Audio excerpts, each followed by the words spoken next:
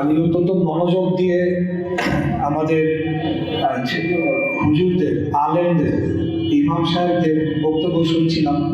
তো যেটা সর্বশেষ বক্তা বললেন, আসলে এই বক্তব্য শুনলে তো কোনো সময় আর শেষ হওয়ার উপায় থাকে না, মনে হয় শুনতেই থাকি।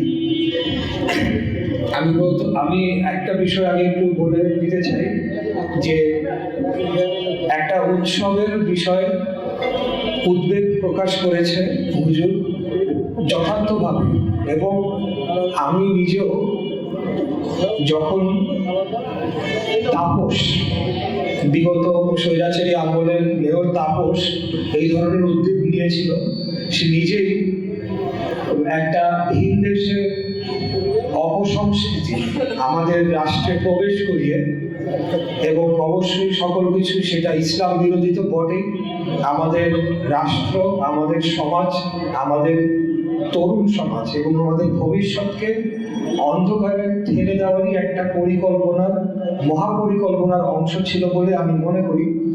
এবং তারা ইচ্ছাকৃতভাবে এই ধরনের অপসংস্কৃতিকে শুধু চর্চা তো করে এক বিষয়, কিন্তু সেটাকে রাষ্ট্রীয়ভাবে পৃষ্ঠপোষকতার মাধ্যমে সমাজকে একেবারে অবক্ষয়ের চরম পর্যায়ে নিয়ে গিয়ে আমাদের ভবিষ্যৎ প্রজন্মকে যাতে মাথা উঁচু করে এবং নীতি আদর্শ নিয়ে বড় না হতে পারে, একটা অন্ধকারচ্ছন্ন ভবিষ্যতে যাতে বাংলাদেশ যায় এবং প্রজা রাষ্ট্র, প্রজা সমাজ, প্রজা জনগণ হয়ে আমরা থাকি, সেই উদ্যোগ নিয়েছিল। তখন ওইটার সমালোচনা আমি করেছি। একটা উৎসবের মধ্যে যে ধরনের অবৈধ, অনৈতিক এবং ইসলাম বিরোধী কার্যকলাপ প্রবেশ করানো হয়েছিল, সেটা অত্যন্ত ন্যাক্কারজনক, এবং সেটা এই সকল কিছু কারণেই তাদের দেশ থেকে বিতাড়িত করেছে বাংলাদেশের জনগণ, বহু মানুষের রক্তের বিনিময়ে, শহীদদের রক্তের বিনিময়ে। তো অবশ্যই আগামীতে যেহেতু আমি একজন প্রার্থী, আমাদের দল সামনে নির্বাচন রয়েছে, নির্বাচিত হই বা না হই, সরকার আমরা গঠন করতে পারি কি না পারি, ওই সকল অপসংস্কৃতি এবং অন্যায় কাজের বিরুদ্ধে আমাদের অবস্থান আগেও জোরালো ছিল, আগামীতেও কঠোর অবস্থান আমরা অবশ্যই থাকবো। কোনো ধরনের অবৈধ কার্যকলাপ এবং অনৈতিক কার্যকলাপ যেটা আমাদের সংস্কৃতি না, আমরা যখন বড় হয়েছি আমরা এই সকল কিছু দেখি নাই, কিন্তু পরবর্তীতে এই সকল জিনিস প্রকট হতে হতে হতে হতে একেবারে রাষ্ট্রীয় পৃষ্ঠপোষকতার পর্যায়ে নিয়ে যাওয়া হয়েছিল। সেগুলো থেকে আমরা পরিবর্তন ঘটিয়ে আগামী দিনে বাংলাদেশের একটা নীতি আদর্শ নিয়ে, এবং অবশ্যই এখানে আমাদের ইসলাম এবং কোরআনকে মূল চালিকা শক্তি হিসেবে ধরা হয়েছে এবং ধরা হবে। সেটা অতীতেও আমাদের শহীদ প্রেসিডেন্ট জিয়াউর রহমান, উনি সংবিধানে বিসমিল্লাহির রহমানির রহিম এবং সর্বশক্তিমান মহান আল্লাহ তাআলার উপরে আস্থা রাখিয়া এই শব্দগুলো কিন্তু তিনি যুক্ত করেছিলেন।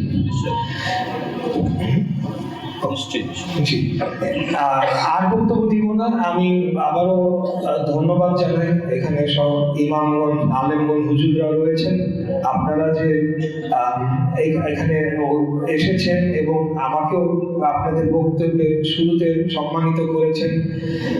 এত সম্মান পাওয়ার যোগ্য আমি এখনো হই নাই, ভবিষ্যতে দেখা যাবে। তবে আমি কাজ করে যাব, জনগণের পাশে থাকবো রাজনীতিবিদ হিসেবে। সেখানে নির্বাচন হবে, একটা ফলাফলও হবে, ফলাফল যাই হোক, নির্বাচন আরো হবে। নির্বাচনের রেওয়াজটা তো শুরু হচ্ছে, আগেরগুলো আমি নির্বাচন ধরি না, 17 বছরে নির্বাচনের রেওয়াজ শুরু হচ্ছে, রেওয়াজ চালু থাকবে।